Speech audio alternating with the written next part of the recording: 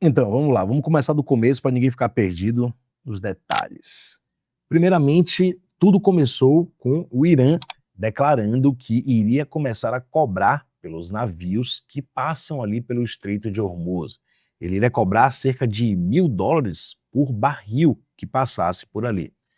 Isso daria um retorno, né, obviamente, para o Irã gigantesco. Se a guerra prolongasse e o Irã continuasse tomando conta do Estreito de Hormuz e cobrando pedágio, detalhe muito importante dessa história, eles não queriam pedágio em dólar, em espécie ou nada do tipo.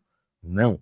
Eles aceitariam pedágio em yuan ou em criptomoedas, stablecoins, poderia ser Bitcoin, ou algo do tipo que não pudesse sofrer nenhum tipo de sanções.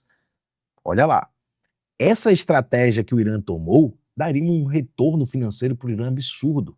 Cada navio grande pagaria cerca de $2 milhões para poder passar ali pelo Estreito de Hormuz, com a garantia de total segurança vinda por parte do Irã.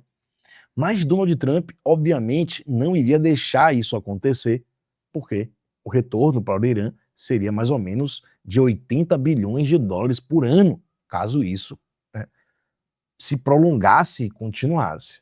Então, não é um cenário muito interessante para os Estados Unidos deixar o seu inimigo ganhar ainda mais poder financeiro e se armar ainda mais. E foi o que ele fez?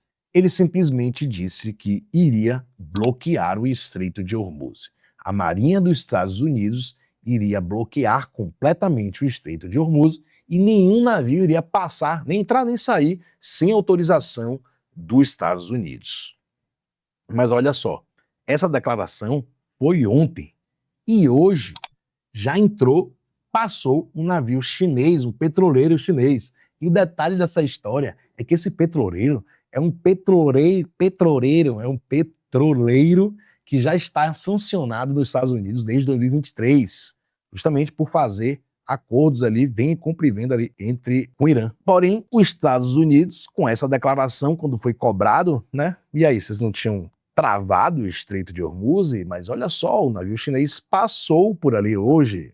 Os Estados Unidos disse que não, que nenhum navio passou e que os Estados Unidos continua controlando o Estreito de Hormuz e que não teve nenhum navio que passou por ali hoje. Porém, os dados de rastreio de navio que existem, um monitoramento muito, há muito tempo já, na verdade, esse monitoramento dos navios, mostra que realmente sim passou esse navio chinês.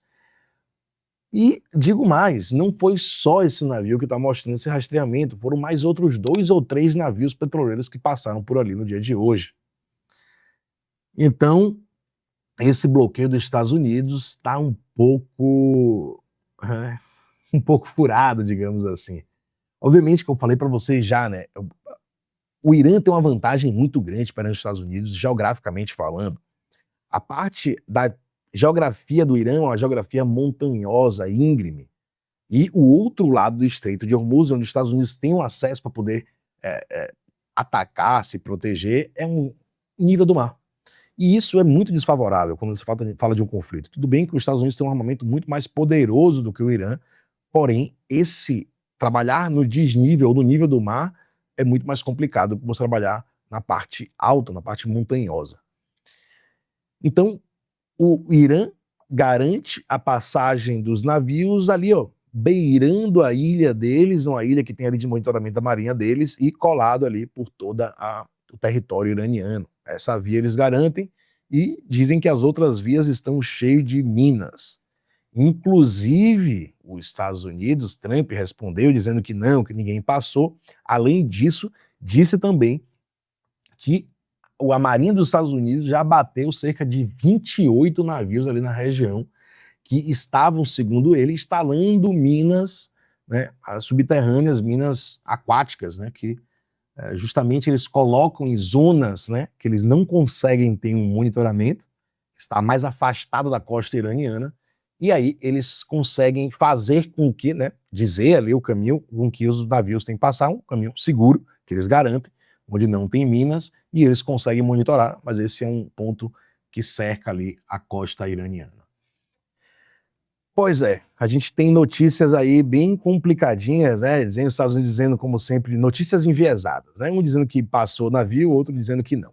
E no meio de tudo isso, a China, quer dizer, o ministro da China, de defesa da China, declarou que nenhum dos seus navios será bloqueado e que os navios chineses irão entrar e sair do Estreito de Hormuz com toda certeza. Ou seja, olha aí, a China e os Estados Unidos, mais uma vez, com a sua queda de braço, só que lá agora, no meio do oceano ali, é, é, longe dos seus territórios, né?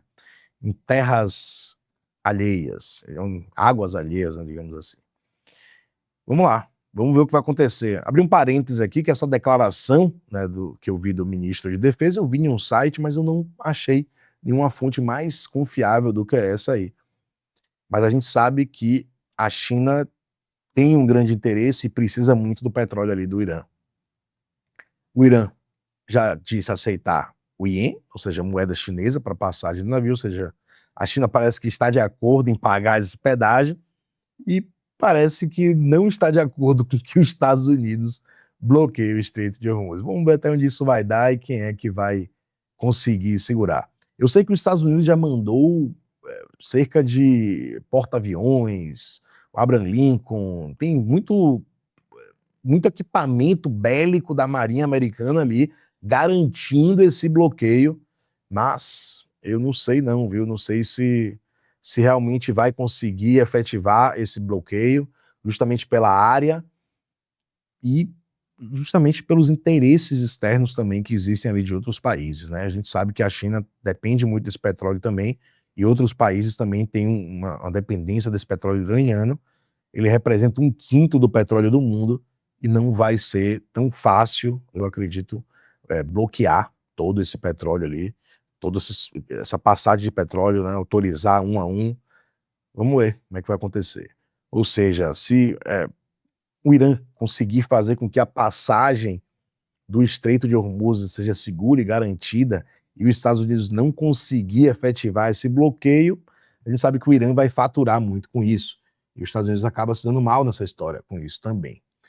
Porém, Donald Trump acabou trazendo uma declaração aí que não sei se preocupa um pouco. Na verdade, a popularidade de Donald Trump está bem parecida com a do Lula aqui no Brasil, está bem baixa lá nos Estados Unidos, né?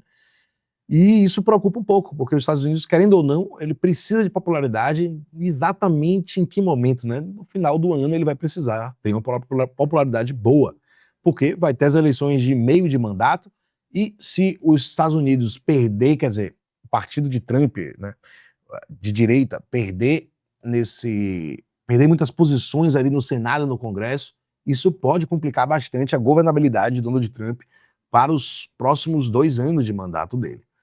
Então, as medidas, por que essa pressão toda? Justamente por causa do aumento do combustível lá nos Estados Unidos.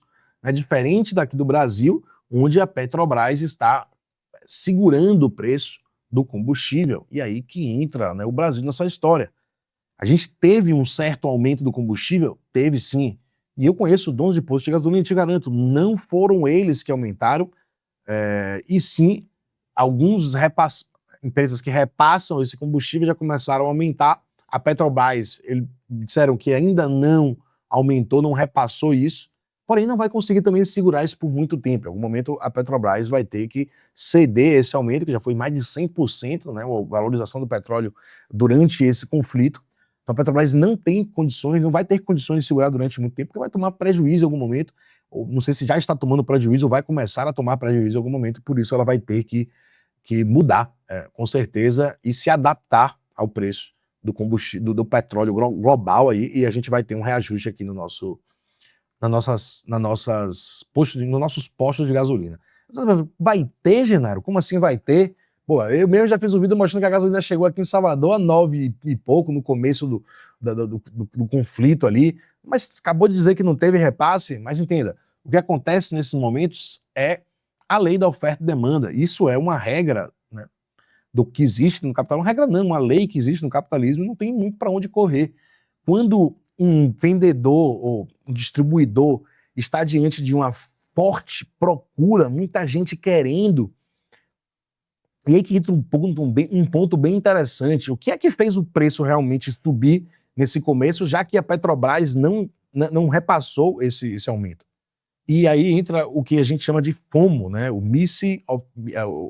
Fear of Missing Out, o medo de ficar de fora. Nesse caso, o medo de ficar sem gasolina. O medo do brasileiro ficar sem combustível diante desse cenário fez com que muita gente mudasse seu comportamento e começasse a encher o tanque. Pô, o cara bota lá R$ 50 por dia ou a cada X período.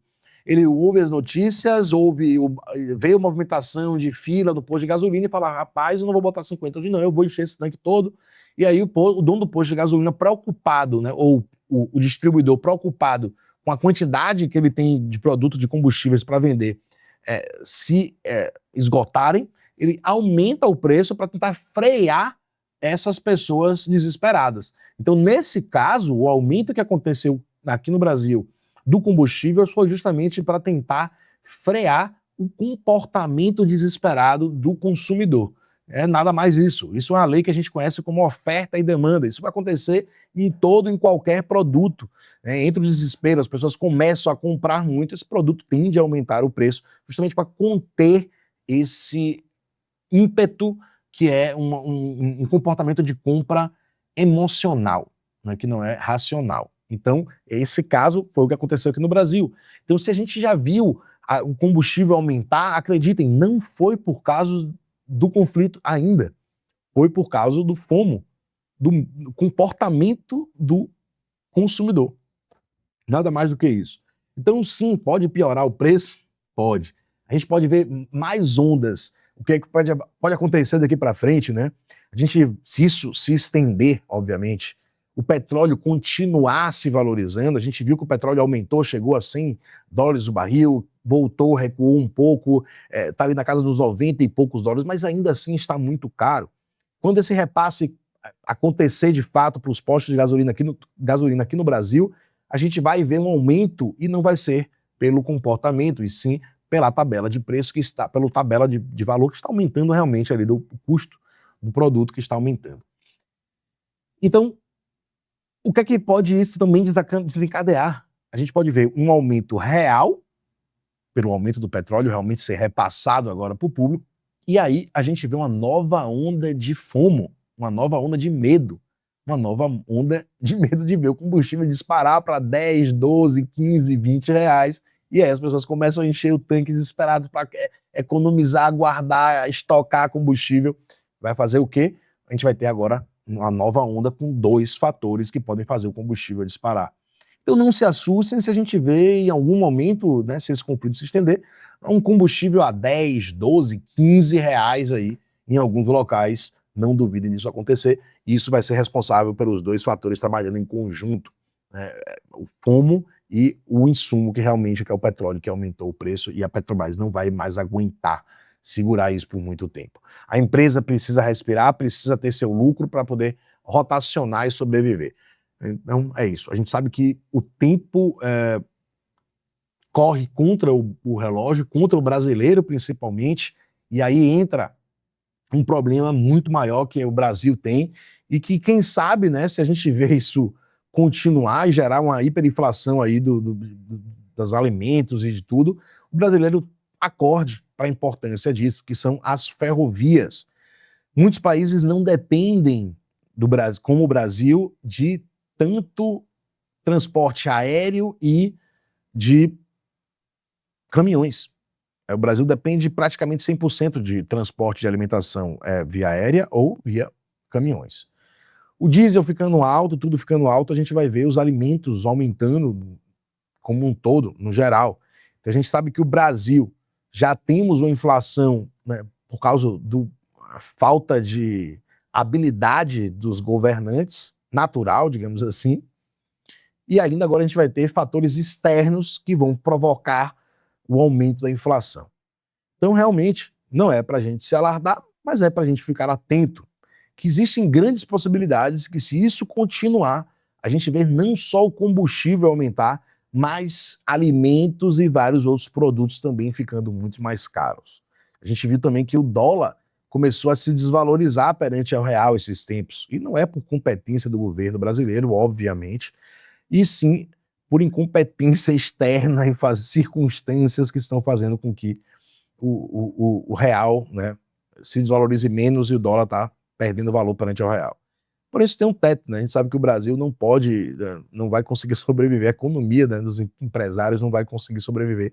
Caso o dólar fosse bater 1 por 1, valores muito baixos, porque justamente os empresários, os produtos produzidos aqui no Brasil teriam uma dificuldade de competir com os produtos que viessem de fora, né? Com o dólar mais barato, os produtos externos chegam aqui no Brasil, as exportações chegam aqui no Brasil mais baratas, e com isso a dificuldade dos produtores nacionais competirem com esses produtos internacionais, mesmo que tenham caralhada de impostos alegando que é para proteger o Estado ou as produtoras nacionais, isso dificultaria bastante. Ou seja, o Brasil realmente não tem interesse que a gente tenha um dólar tão desvalorizado perante o real, justamente por causa da economia e como a economia funciona aqui no Brasil. Isso prejudicaria a muitos produtores aqui no Brasil.